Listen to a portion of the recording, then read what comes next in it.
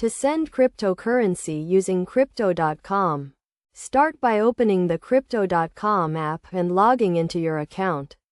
If you have not already, you will need to set up two-factor authentication to add an extra layer of security to your transactions. Once you are logged in, navigate to the dashboard and click on the Send button, usually represented by a paper airplane icon. This will take you to the Send Cryptocurrency page where you can select the type of cryptocurrency you want to send, such as Bitcoin or Ethereum.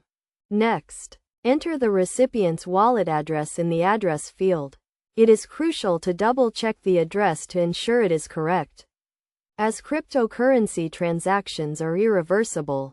You can also scan the recipient's QR code if they have one. After entering the address, specify the amount of cryptocurrency you want to send. You can choose to send a specific amount or the maximum available balance. Make sure you have sufficient funds in your account to cover the transaction.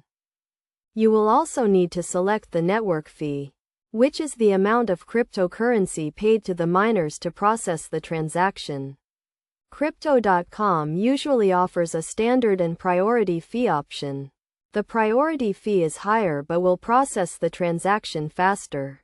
Before confirming the transaction, review the details carefully to ensure everything is correct. Check the recipient's address, the amount of cryptocurrency being sent, and the network fee. If everything is correct, confirm the transaction. The transaction will then be processed and the cryptocurrency will be sent to the recipient's wallet.